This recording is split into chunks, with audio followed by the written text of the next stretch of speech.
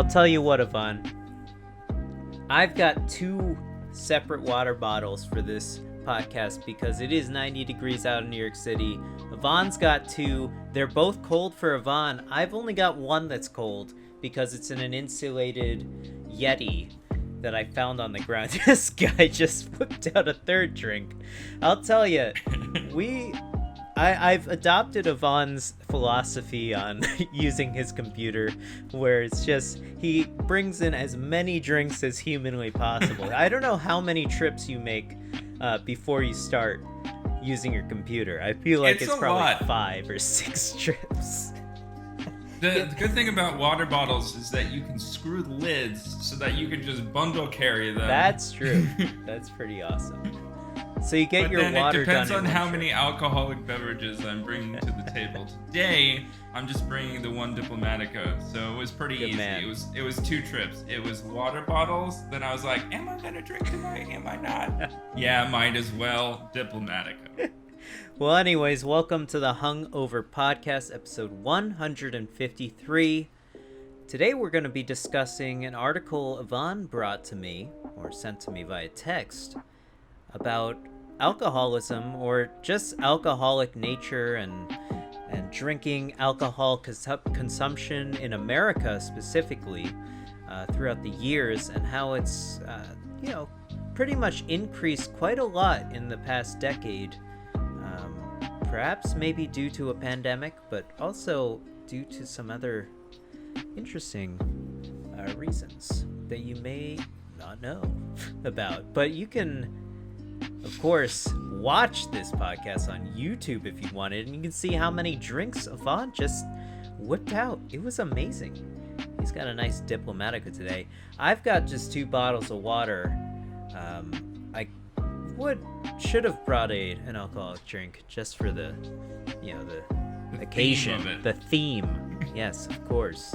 But I'm out of Diplomatico, and I know that's what we should be striving to get sponsored by. Please sponsor the podcast, Diplomatico. We'd really appreciate it. Yvonne.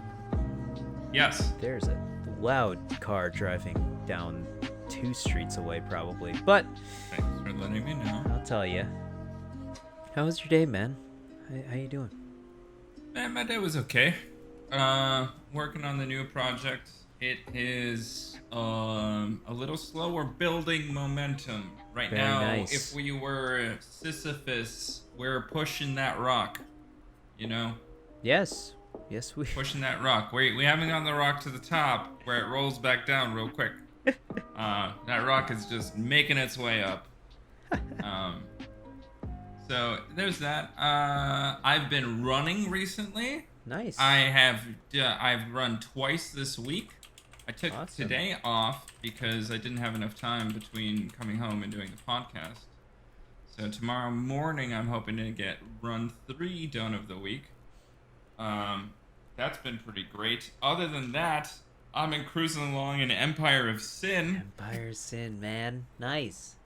And this past weekend, I played a little D&D, and then I tried to go to a game night, but mostly I just sat at my computer and played video games like I haven't done in literal months. Nice. That must have been really, really indulgent. You know what I mean? It really was. Must have been nice. I didn't want to do anything to the point. I was so insular, and I was like, I'm getting such good vibes at home by myself, doing what I want to do at whatever pace I want to do it, that I'm not even going to go to the grocery store. That's awesome, man. I Instacarted. Holy shit, this guy is my groceries. Living a life. That is nice. And it was great. I gotta say, I made some coffee, which I didn't have the chance to make coffee in the mornings for a long time. I made coffee. I got myself ready. The day before was a bit hectic. I had to get up at before 8 to be ready for a possible cable venture where the cable guy came to help fix my internet. Ugh, internet still not fixed, but it's progressing. Everything is making moves. So that's good. So this place will almost be habitable in at least a month. which would be Very great. nice. Very Um, nice. and so I had that. Then I had my D&D, which followed directly after that. And then I was supposed to go to a game night. This person invited me to play board games. I didn't want to go, so I delayed going as much as possible. But this person texted me and was like, "Come on, come out, bring some beer and ice." And I was like, "Oh man, now being given a task. Get This means out of I'm here. I'm forced to go because Please. if I don't complete the task, then they're gonna have to find somebody else who can complete the task. They're counting on me." So I was like, "Oh my god, I'll get my stuff together." And then eventually, I was taking too long, so they figured it out on their own. But I was gonna come anyway. We called each other. So I'm on my way there. I stop and get beer and brownies. And I was like, who wouldn't love a guy who brings in a brownie tray, right? Yeah, I brought beer exactly. for myself, brownies for everybody else. I get to the place. It's like a duplex. So the house is kind of a single level, but it's split down the middle. Mm-hmm. But I wasn't sure because there were two doors on that split side if it's really all one long apartment or if it's two different apartments in that. Yeah. So I was a little unsure. So I like texted and then I called and then I texted again and it was 10 minutes went by and I'm just sitting there. My brownies are starting to melt a little bit. I'm like, I'm a little tired. I only got like 6 hours of sleep. Maybe I'll go get a chai and come back. I still don't want to knock on the door or anything because I'm a little nervous about whose it is. The pandemic has been hard on everyone socially, and I didn't want to challenge myself socially to begin with on this day. So I was like, I'm not going to challenge myself, challenge my choice. I called, I texted, somebody's going to help me out. So I went around the corner, I got a chai. That took another 15 minutes. So by this point, it had been 25 minutes since I called.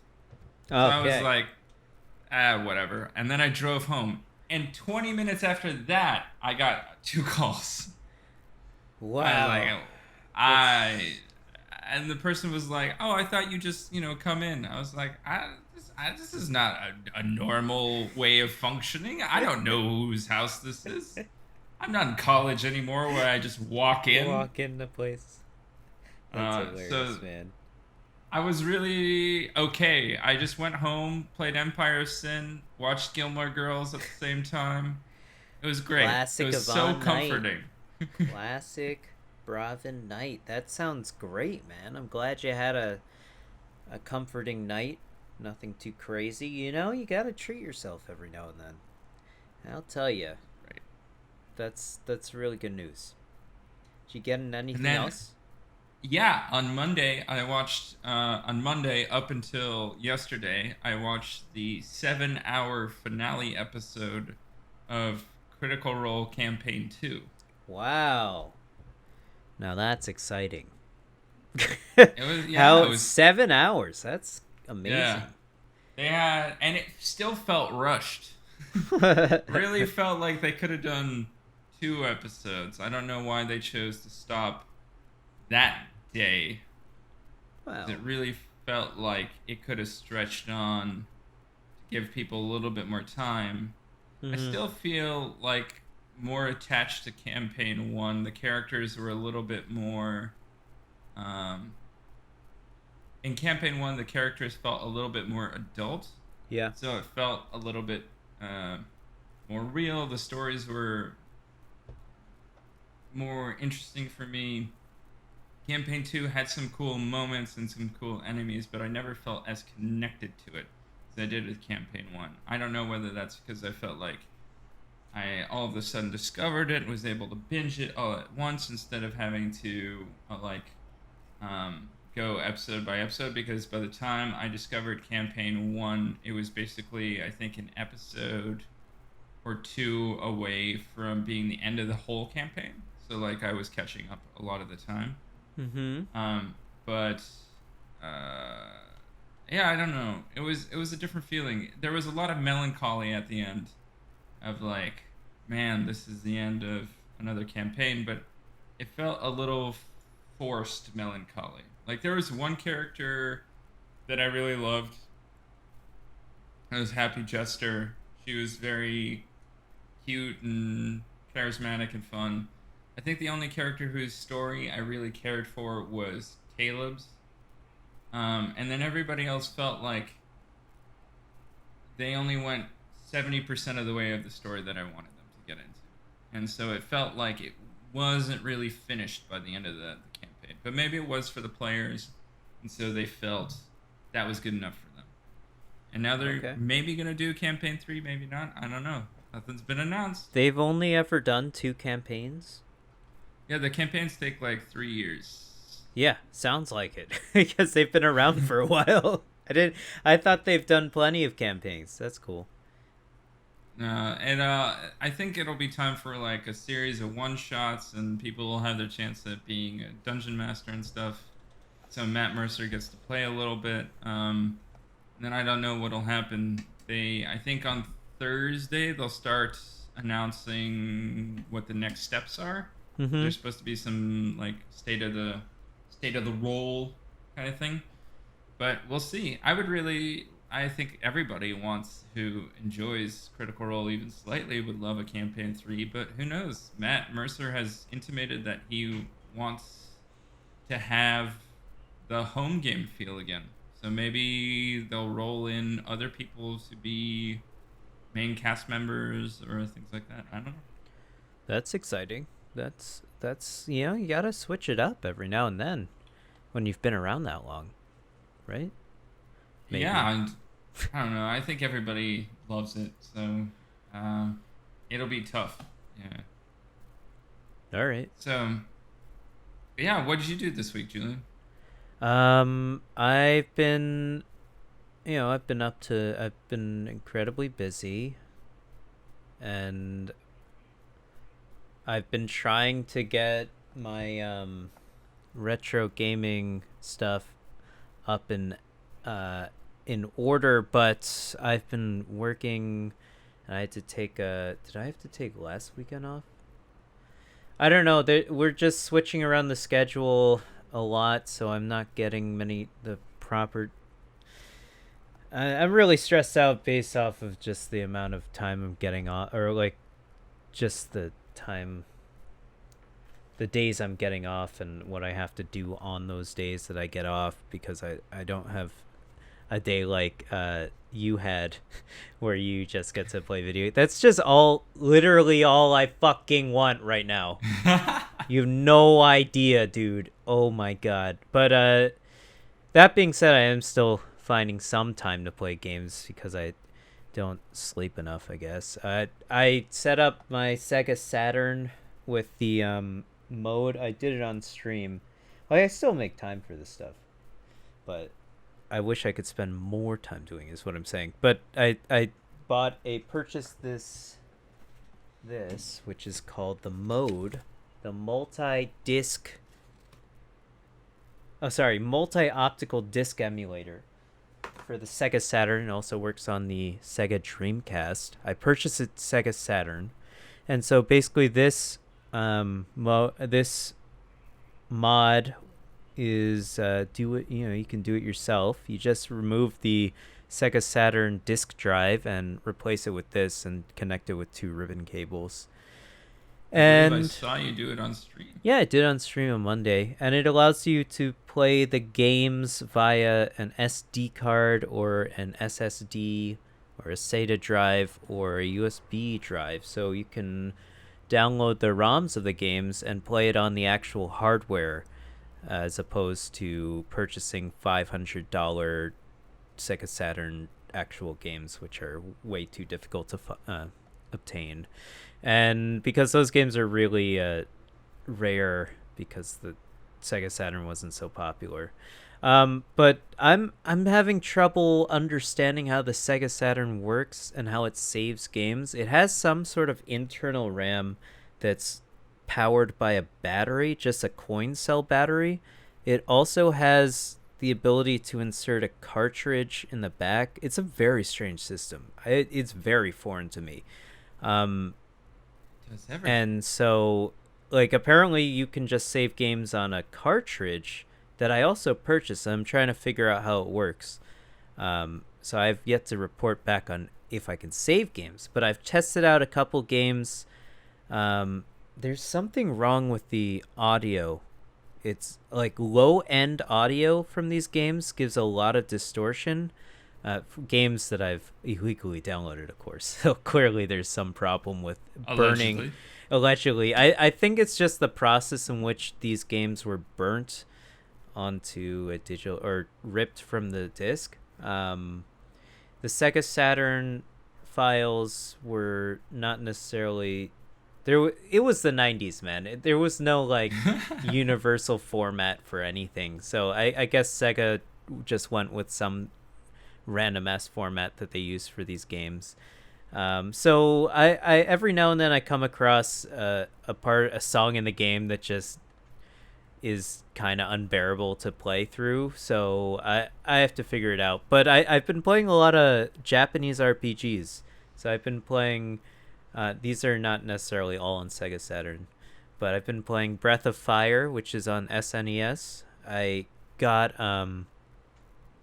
Chrono Trigger, also on SNES. This is one of the most beloved Japanese RPGs ever, so I'm really glad I've heard of that. Yeah, exactly. I'm really glad I get to finally play it. I'm saving it for stream because I think it's just a really popular game, so hopefully maybe it'll bring some viewers to my channel. I'm also saving Lufia 2 for my stream because this game, oh my god, I've been trying to track this game down for so long. I watched MTG Xerxes play it once on YouTube. He's one of my favorite. He's like been on YouTube.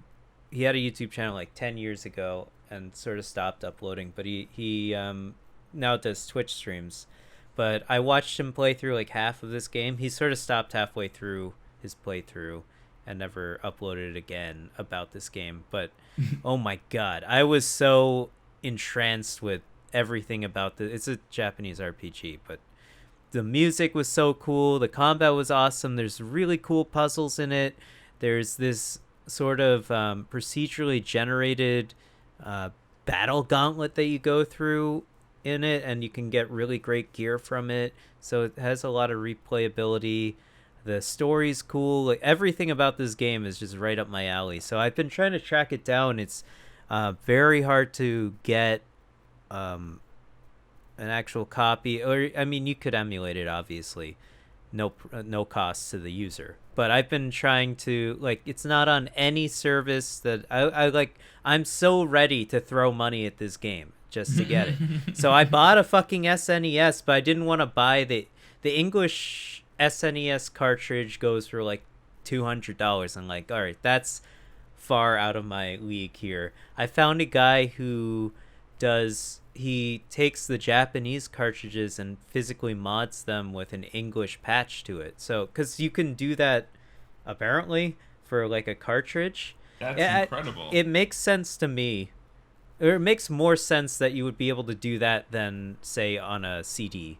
Or it would be more readily available to do that because it would be physically soldering something as opposed to rewriting a CD, I guess, which, I don't know. Maybe that's less complicated or more complicated. But essentially, he did it for Chrono Trigger, Lufia 2, and Lufia 1. And I bought all three of them from him. The Japanese version of these games are so much cheaper for whatever reason. If you ever are looking for video games, the Japanese versions, retro games that is, the Japanese version of games typically are much cheaper. So if you can speak Japanese, that's good for you. I'm sort of learning, but I'm certainly not ready to tackle a Japanese RPG that has a lot of text in it. So I was really happy to find it. I remember when I tried this kind of methodology when I wanted to play Elder Scrolls 3 Morrowind. Yeah. My cousins gave me the bootleg Russian version. And it was a full Russian thing, and I was like, Mom, I need some help. I can't understand anything. That's awesome. An RPG where you have to read things in Russian, and I was just completely lost. That game's hilarious. So I've been playing through Lufia 1 because that game's just not as good as Lufia 2. I'm saving Lufia 2 for stream, so tune in for that. But I still want to play through Lufia 1. Everything works, it's great. I just needed a converter, like a physical game converter for the English, the American SNES doesn't play Japanese games, or you physically can't plug them in. So there's a little converter that I purchased. And I'm also playing Albert Odyssey, which is a Japanese RPG, Sega Saturn RPG. No wonder this game console failed.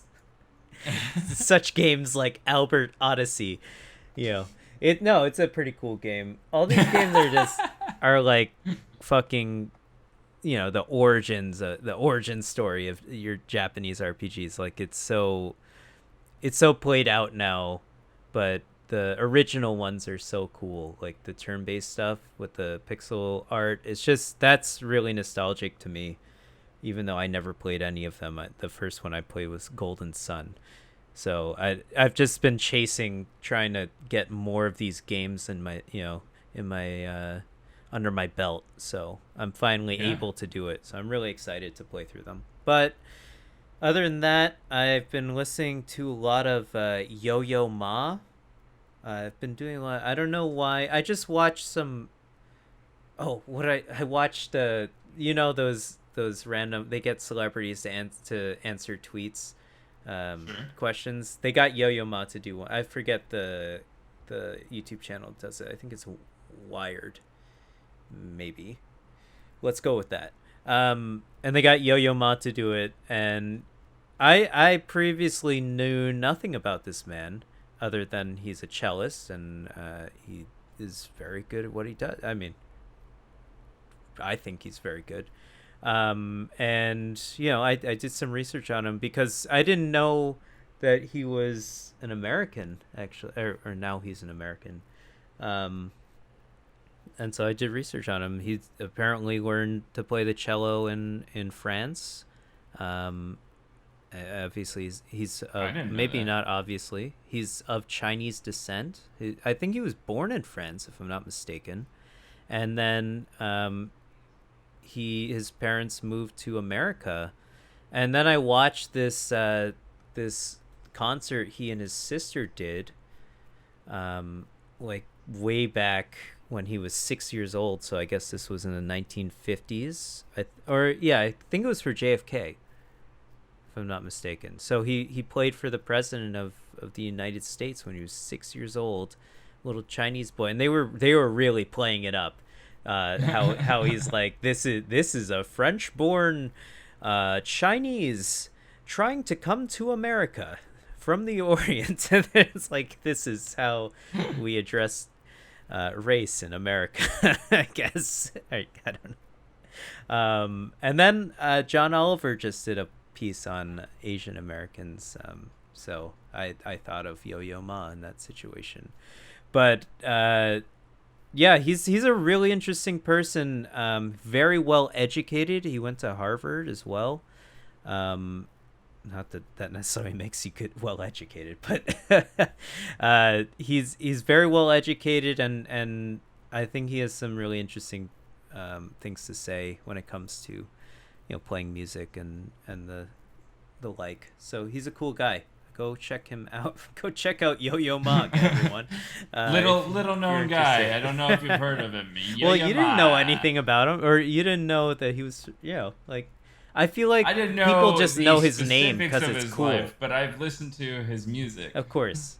Yeah, I mean, I just feel like people think he has a cool name, or you've listened to his music, but he has an interesting life story. I think he's a cool guy in that respect. Yeah, Vaughn, that's what I did. I've got no segue into the topic, though. So, well, if you want to segue, it is your topic after all. Yeah. I was listening to, I think, Bill Maher last weekend, and he brought up, I think, this article that was on The Atlantic. Yes. Which talks about, is America drinking too much? America has a drinking problem, written by Kate Julien. Oh yeah, sorry. I have to interject here. I don't know why her name makes me angry. Obviously, my name is Julian. I don't. I've never heard of it being a last name, let alone you fucking spelled the name wrong. God damn. I'm always gonna resent my parents for spelling my name Julien because this shit pisses me off all the time. But I don't understand how her last name is Julian, but it's also totally a fine name. Live your life, Kate Julian. You wrote a great article, or an interesting article. You live your life in fear. The real Julians are coming after you. This was an interesting article in that it covers a wide swath of the American experience. Yeah. So it attempts to lay out the very briefly because you can write literally, people have written books about this, including one of the main sources for this article. Right. To me, it seemed like the only source for this article, but continuing on, that Americans have a unique drinking culture, and that the recent pandemic has increased that relationship with drinking. So essentially, Americans have always kind of drank a lot, but in 1830s, I think they said, Americans drank like 3 times as much as we do now. And then it went through like a little bit of temperance, and then all the way to prohibition, and then got brought back, and has slowly been building steadily upon steadily in terms of the amount that Americans drink, and then also the repercussions from drinking. Including that from 1999 to 2017, the number of alcohol-related deaths in the U.S. doubled to more than 70,000 a year. So obviously there is a great swath of research that deals with alcohol, the human relationship with it, what it's done for civilization, what it does to an individual's body. And I think that this article attempts to really broach the pandemic side of drinking, because the article's author, has felt that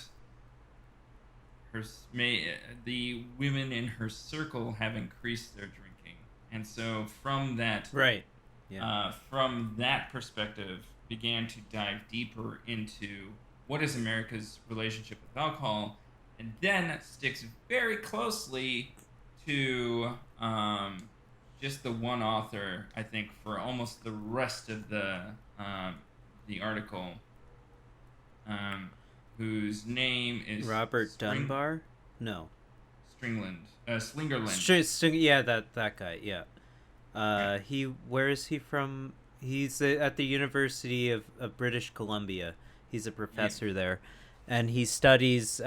He specializes. It was interesting, his path. He specializes in Chinese religion and philosophy, but then sort of did this side tangent on studying the history of alcohol through anthropology, I believe.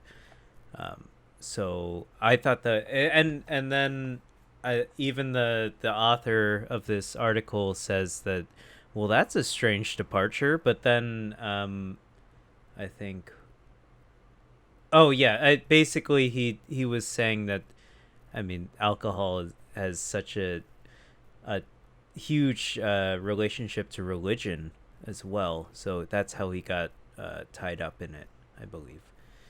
Yes, and even Chinese religion. This connection between how alcohol served as a focal point to bring together a lot of the professors and staff at the University of British Columbia for them to begin to have kind of discussions. And then he was like, oh my God, alcohol leads to people socializing. Right. As well as other things. So I think a few of the main points to take away from this is that America has always drank a lot, Mm-hmm. and America has been one of the few countries to deal with drinking in the ways in which it has, from the giant temperance movement, which attempted to curb the huge American appetite for alcohol at the time, to prohibition, and then later to ignoring it basically in favor of really going after the war on drugs. But then this self-imposed, oh God my bless. goodness, God bless you. this self-imposed prohibition on, not prohibition, but that's the self-imposed ban that liquor companies had for promoting liquor, and eventually, like all things under modern capitalism, it sought to infiltrate and influence how our thoughts and processes went along. Yeah. I think, did this article make you examine your relationship to alcohol at all? Not really. I personally no. I think I have a pretty healthy right now in my life. I think I have a pretty healthy relationship with alcohol. I don't really in it that in that I don't crave it really ever. As much as you know me, like we grew up. We part of our relationship hungover gaming here, right? So I think this is I thought it was a cool topic because it's obviously relevant to our YouTube channel. We like to talk about alcohol a lot. We both really appreciate and enjoy drinking alcohol, but we do it in a responsible manner. We get responsibly drunk, I would say. I don't think we ever get too rowdy, especially not on this channel, but I don't think you or I do. I guess I don't know your life like I don't live with you anymore, so but I've had a couple recent instances where I got a little too excited. Most notably, the Bills' first playoff game. well, that's a I remember you telling me about that. But yeah, I mean, when you come of a certain age, you learn your limits with alcohol. If you're if you're not if if you have that sort of relationship with alcohol, I understand that some people never learn their limits with it, and it can be a very destructive force in their life, and obviously destroy many people's lives and end it. But Or they with learn their me, limits, but they control it. can't Yeah, control it. yeah. So, but with me, I think, I'm totally happy with just having one drink. For instance, I can control myself in that sort of situation. So, I think we have healthy conversations about alcohol. Even though we just ask Diplomatica to sponsor us, but I think we try a lot of variety of alcohols, and we come up with like the ones that we like, the ones that we don't, and we have our preferences. So it's I think that you and I both have a pretty healthy relationship when it comes to alcohol, which I think is more of the norm. I That's not true. That's not true at all. I guess I think a lot of people who may be younger, who may be listening to this, maybe don't not necessarily appreciate like the flavors that you can get from alcohol, or whatever, the nuanced flavors. That's maybe not important to them, but maybe you just drink to get drunk, like you're in college, right? So I guess there's like that sort of sect of alcohol drinking, and then there's the older audience, which may be an alcoholic. I don't know. That's the other avenue that some people go down when it comes to alcohol. So, but personally, this article didn't get me to question my drinking habits at all, but I thought it was a very interesting piece of work, regardless. Also, a very long article. I think For that's what the Atlantic nowadays, specializes in. is it? I don't know anything about the Atlantic, The but Atlantic that's cool. is known for more longer form Long journalism. form. They're op-eds, right? That's the categorization of this type of article. Not necessarily Some an of opinion piece. them, not necessarily. Well, this is written by a senior editor, I think, but Okay. um, it would be more investigative journalism, kind of long form journalism. So not I necessarily an op-ed. right. Oh, I mean, regardless, that's what how you categorize this is not necessarily important. But I like the section of the article where they're explaining how there's sort of a sweet spot when it comes to alcohol and the creative side of your mind because of how it inhibits part of your mind. And I mean, I studied psychology. Yeah, I have a minor in psychology, so I know everything. But but I think if I remember correctly, the first thing to go when it comes to one of the first senses that are inhibited by alcohol is your sense of hearing.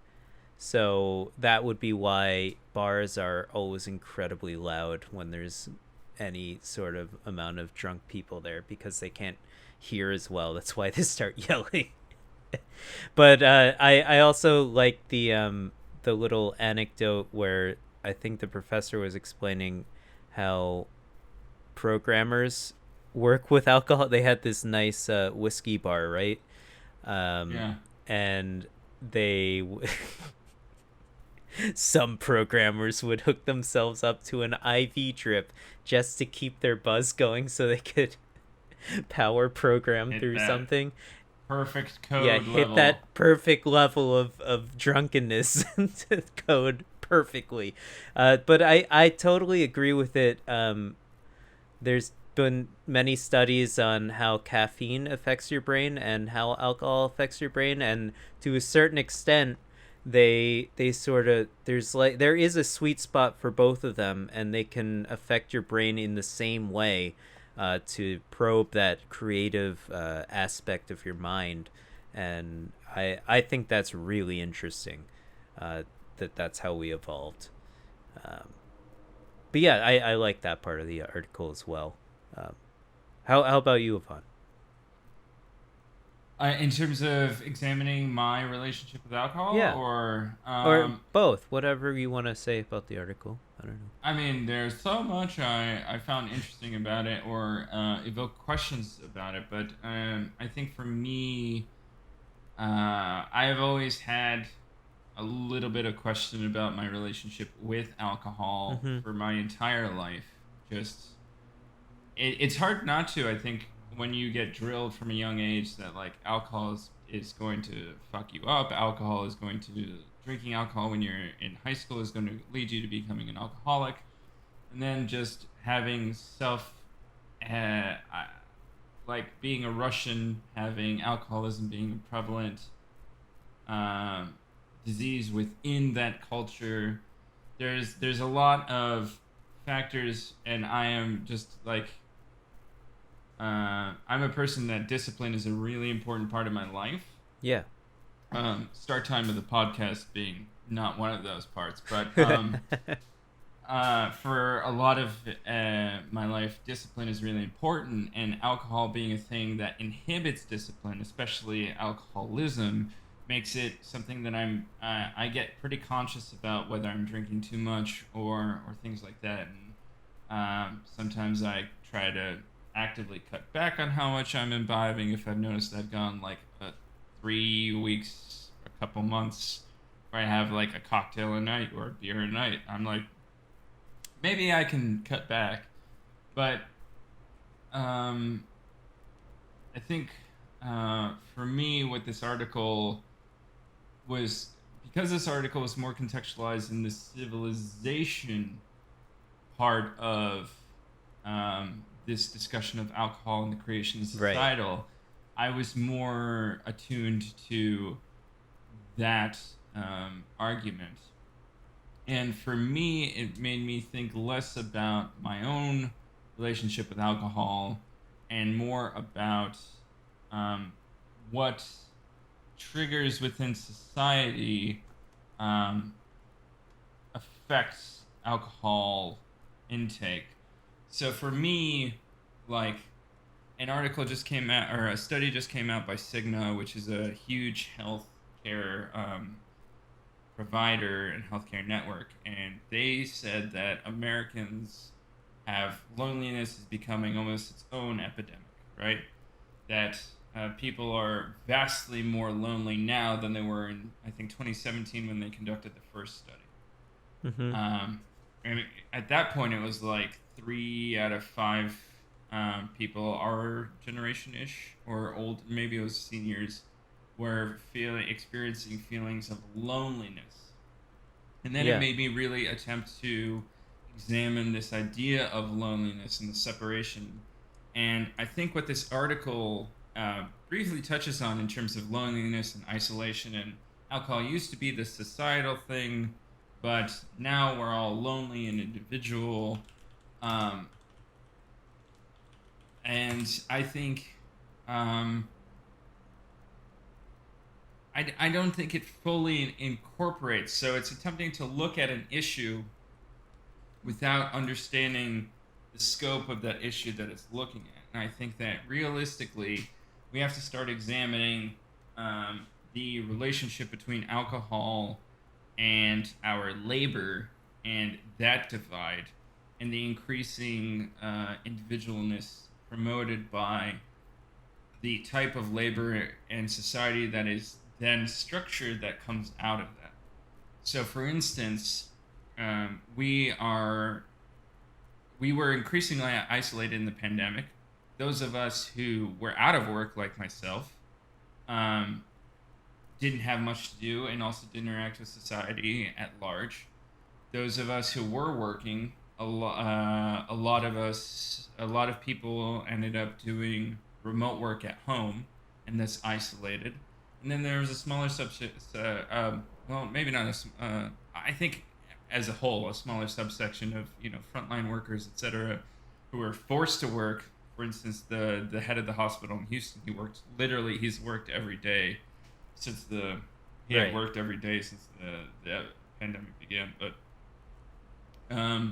and the labor is a little bit more collective. However, are things about how we labor throughout the day that makes us disconnected, and increasingly the aggressive individualism which is promoted creates divisions.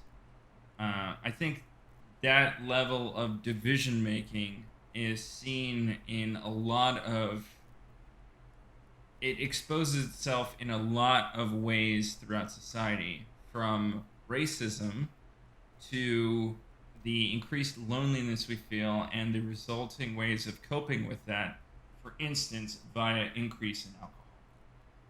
So I think that the rugged individualism or the aggressive individualism that is promoted by a capitalist division of labor and laborers forces these divisions within society, and then creates greater and greater and greater divisions until we are literally divided from our neighbors or sometimes even from our family. Right. Um, yeah, I agree. Yeah, that some a lot of people probably turn to alcohol because of a lot of. I mean, a lot of people are lonely or shut off from society nowadays. Um, I think I like the quote. I think I just found it.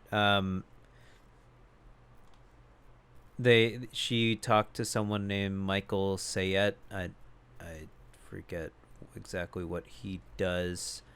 But he's he's a leading alcohol researcher at the University of Pittsburgh, and he told her that if you packaged alcohol as an anti-anxiety serum and submitted it to the FDA, it would never be approved. So, I mean, while initially when you start drinking alcohol, as a stress reliever or something like that, to take the edge off, man, it may start feeling, it may feel like you're doing something right or something good for your body, but that can quickly turn to the wrong.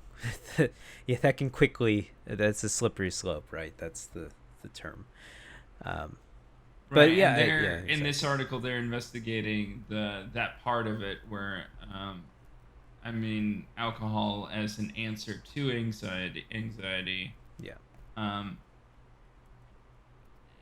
Understanding that the point of the article isn't to interrogate capitalism as a system, but I think without taking into context as much as it could have, the disassociation from society that is increasingly built on aggressive individualism that is part and parcel of the capitalism that we experience today. Right. I don't think you can really fully appreciate the want and need to address anxiety as via alcohol. And increasingly, the numbers for our generations don't encompass a turn to alcohol. That our generation, millennials and Gen Z below us, although they're not nearly alcohol age, but a drinking age legally, but comparatively to previous generations at the same age, I think our generations are turning to alcohol alternatives. Are they? Like weed and other drugs, such as opioids, Xanax, things like that. So I think it's weird to focus on alcohol is not the appropriate way to combat anxiety without contextualizing it also within the opioid crisis that we have. Mm-hmm. So maybe it's not the correct way to address anxiety, but is getting kids or people hooked onto drugs that address anxiety. I don't think that's the appropriate way of looking at it. I think that it needed to really focus on what are the alternatives to, for instance, using alcohol, and in that moment, just give Right. Give a brief amount of credence to what are people using if not alcohol as an alternative. They're going to other sorts of drugs, etc. a lot of the time, as comparison to alcohol. Right. Different Atlantic article, for instance, millennials are sick of drinking, is the title of that. Spoke to that in as much as this one spoke to America's drinking problem. I guess my question that comes up there, right, is it, you always hear fucking like the boomers talking about how we're our generation is so, I don't know the exact word or what I'm really trying to say. I guess my question is, I don't want to pit two generations against each other. I guess the problem I'm thinking of is our generation unique in that is our generation a product of the time that we're living in, and we are seeking out alternatives to deal with our anxiety and stress problems or mental problems or whatever it is that you're using alcohol or opioids or whatever it is that you're using to deal with your problems, or is it that or have humans always had these problems? Like what I'm trying to say is anxiety like a strictly a millennial thing, or is it like, for instance, did people in the 60s have Right. Yeah. Yeah. really bad anxiety problems, but they only had alcohol to turn to in that situation? You know what I mean? I That's yeah. what I I'm trying to think say. or Yeah. Quaaludes or Or yeah, Mercury or or whatever. cocaine, man, in the 80s. Yeah, they're like, yeah, Um, so that I probably think made it worse. I think as the pace of capitalism has increased, for me personally, my opinion, as the pace of capitalism has increased to more volatile stages of capitalism, then we have increased cycles of boom bust periods and Mhm. increased cycles of drastic economic depression.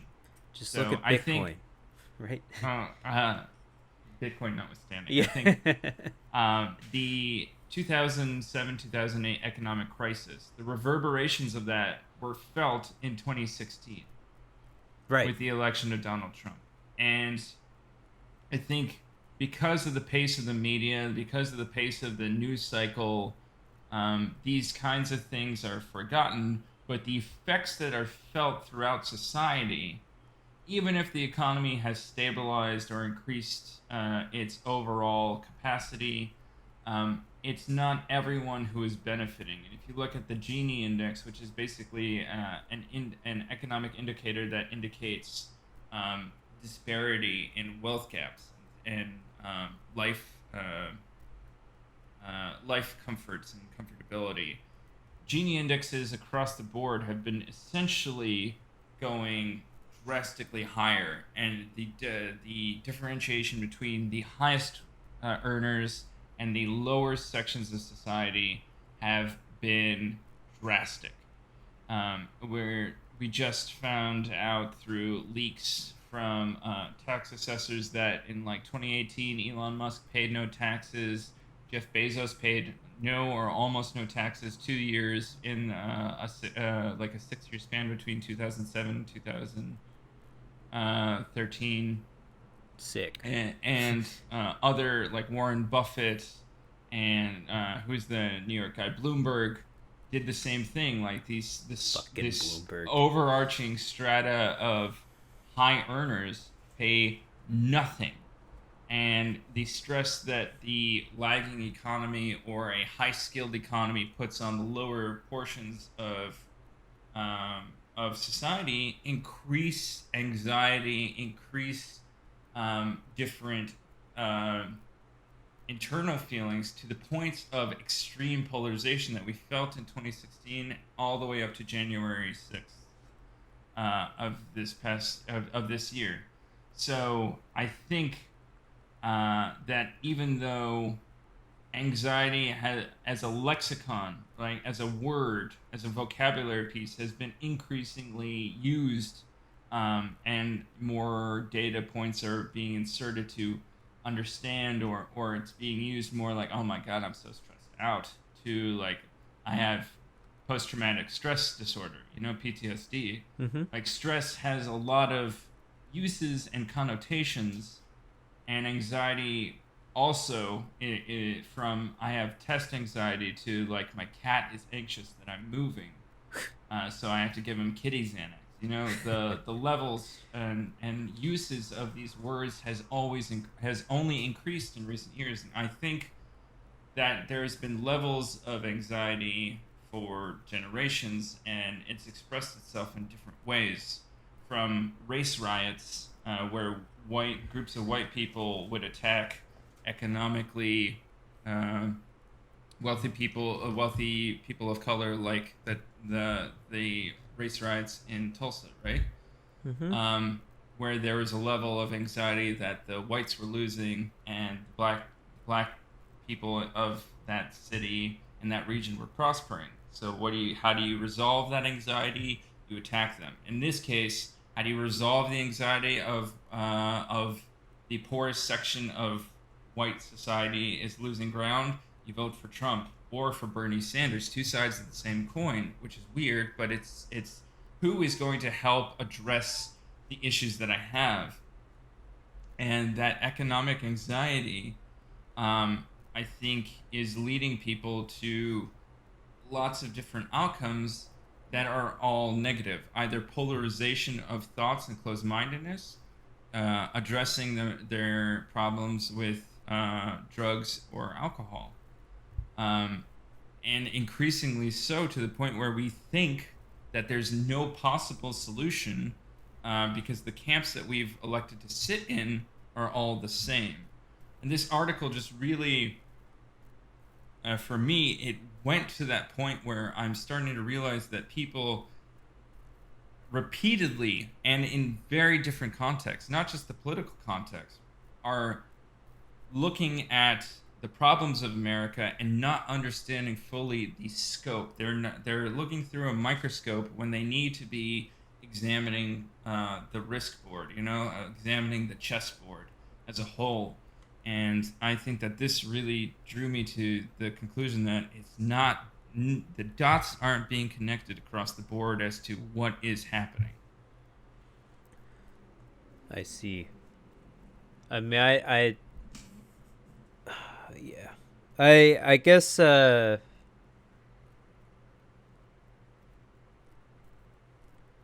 I mean, this is sort of a tangent, but do you think there's an over medication problem in I our think, society? yeah. Yeah. I think that people, companies have been successfully sued. For instance, I think Prozac was sued in like the U.S. and the U.K. for being administered to children because it was leading to them to commit suicide. And in the UK, they banned its use with children. And the next year after that lawsuit, the US had record new prescriptions to the same drug. The company that produces was it OxyContin, the opioid, one part of the most recent opioid crisis. The company, which knew it was overprescribing it, knew it was flooding towns in like West Virginia with 70 times the amount of drugs that there was for the population, and is pushing and pushing and pushing and selling it in order to increase their bottom line, and not giving a fuck what happens to the American populace as long as their bottom line kept going up.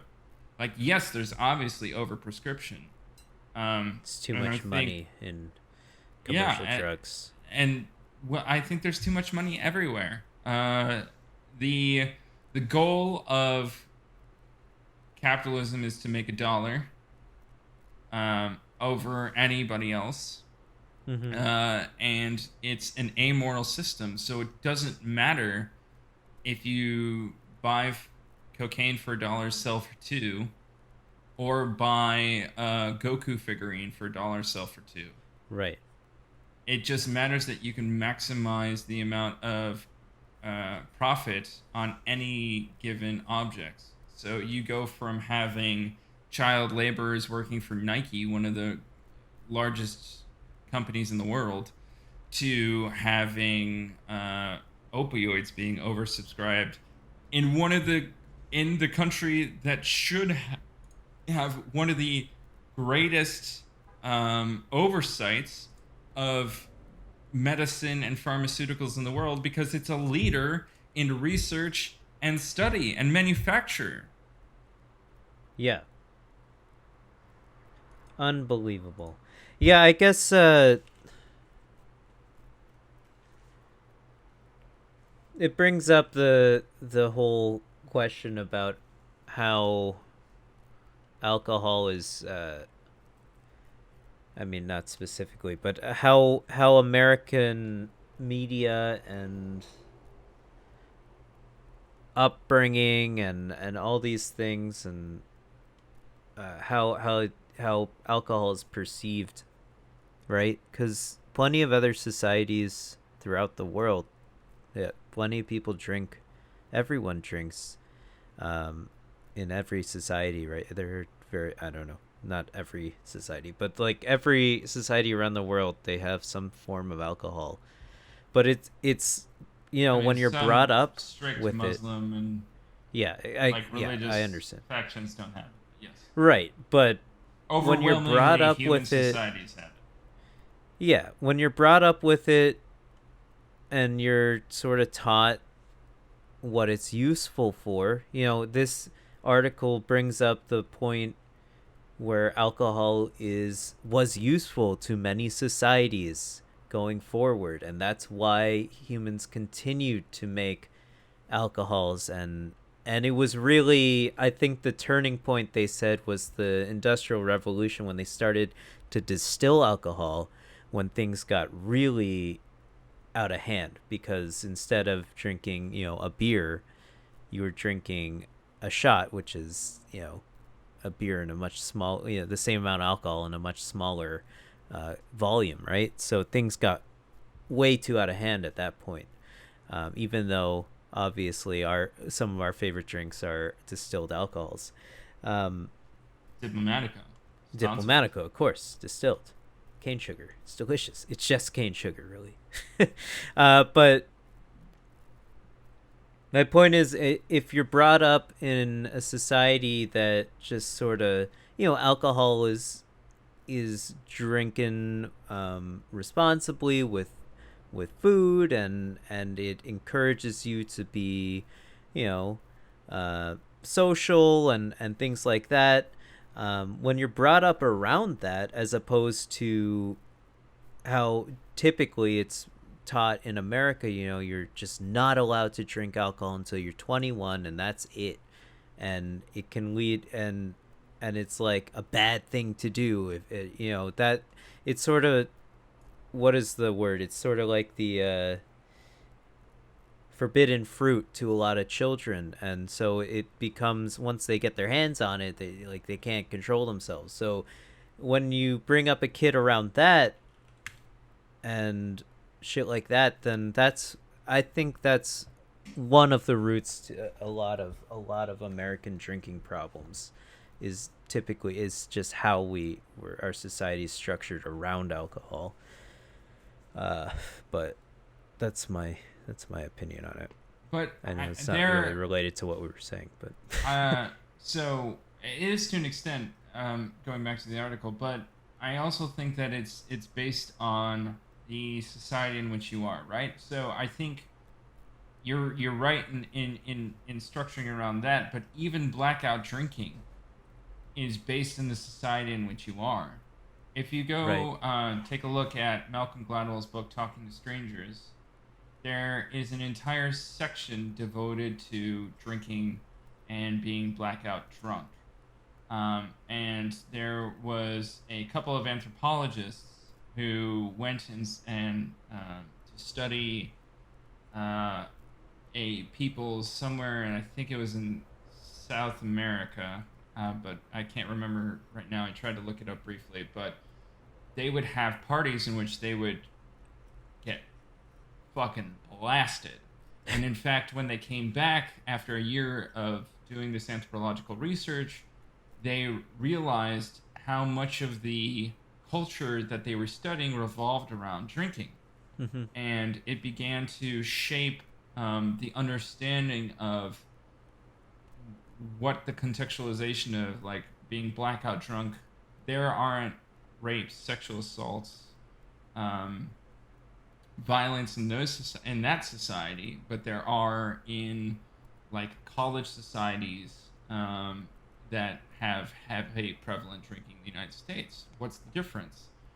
And there's a lot of really intense research going into myopia and the charging kind of factors that get into it. But even in societies where being blackout drunk is a regular habit, there is a different approach to it societally that allows it to be not as an inhibitive part or negative part of society. As compared to how it is in America. Yeah, and yes. I think that, again, this goes back to a lot of the underlying problems, and maybe that one not so much is linked to um, the disassociation of labor and isolation of capitalism, but maybe it's linked to something else that is a derivative thereof, or something completely different, like that society has become overly charged with sexual energy, and thus in situations where alcohol is prevalent and minds don't work properly, that the overly sexual nature of things pushes it in certain directions.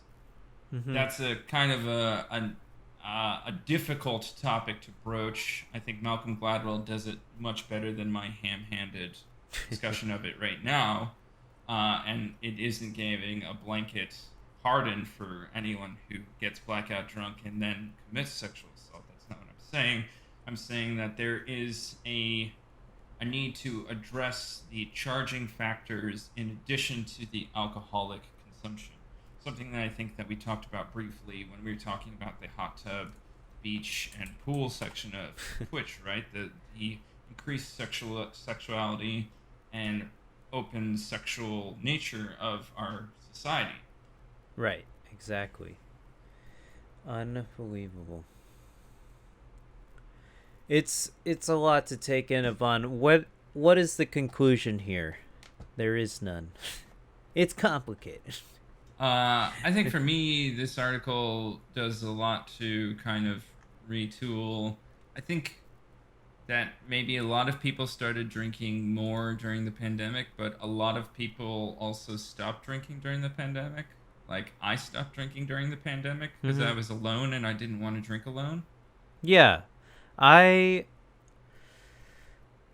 used to drink occasionally.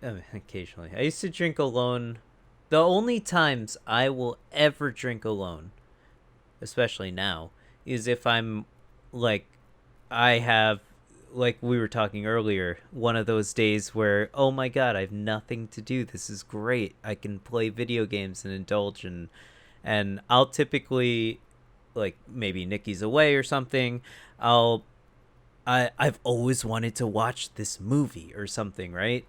And I'll maybe I'll drink a bottle of wine and watch a movie. Like, that is some of the most pleasurable experiences I remember in my life. is in college. I would watch like whatever fucking movie it was and just drink a bottle of wine and just get really drunk. And that, I know, come that home was, and see you. yeah, I know. See the bottle of wine It's empty and go like, have what you seen just this happened? movie, dude? It's great. But no, it's totally, that's the only instances that in which I can remember that I drink alone. And I think it is, I can see what you're saying, it can be, if you think about it too much, it can be depressing. Like, if you're not in the mindset that that the alcohol is enhancing your experience, and whether through flavor or just how you're thinking about things, then you're going to have a bad time, and that's where the slippery slope happens, right? And so yeah, I've not come across a situation where I drink alone recently, except for when I watched, what did I watch? I watched back to back. I watched I don't know why I had so much time. I watched back to back The Prestige and Inception, or no, what's Interstellar. That was a great night. I didn't get drunk. I drank like 3 beers or something. So it's not like crazy, but that's a moment. That was the last time I drank alone. But I see what you're saying. Yeah, I drink alone all the time because I am alone all the time and I enjoy alcohol. But you enjoy it with a meal or something, and you're more or less drinking it for the flavor at that point, right? Yeah, I am. I don't always drink it with a meal. I occasionally, like on Saturday, it's a refreshing drink. I was just hot. I was enjoying my ice cold beer while playing you ever Empire do a shower of Sin. beer? I Hell do yeah. it yearly on my birthday. Very good. So yeah, no, it's you just have to be in the right mindset, right? And this sounds like some, I don't know, who the fuck am I talking to right now when I say that. But like if you're in the right mindset to drink alone, then yes, it's totally a reasonable thing. But if you're going into it like, oh, I'm depressed and sad, then that's where this article is sort of coming up. Like, drinking did increase during the pandemic in certain cases, because people were really sad, for rightfully Or so. bored. Or bored, and alcohol is a very dangerous drug, if not controlled. So it can, you build up tolerance within your body just like you do any other drug or any other substance that you put in your body, and you can get addicted to it just because it triggers certain endorphins in your mind and throughout your body. So that's just like many other drugs. So it is dangerous in that respect. So be careful out there. I think right, the conclusion of the article, I guess. What is it? I keep going back to this. I can't pronounce it. What is it's in the beginning of the article. Go. Starts with a G. Go back. Belki. Yeah. Tope. Yeah. I don't know why I keep getting fixated on that. I guess I like that they present historically, this is why we're still drinking as humans today. But in American society, I agree, it has gotten a little out of hand. It has just exponentially increased. You can get alcohol pretty much anywhere, and there's, in the South particularly, there's very few restrictions on where and when you can drink it. So, but also there are some dry counties, right, in Tennessee and some other places. So there's also restrictions like you can't get it on Sundays. Exactly, yeah, that's or true. At certain but times on Sundays. Like, I don't know the origin of I guess it has to do with religion, but I don't know these, and each time I think each it was situation is different. linked to the temperance movement. There you go.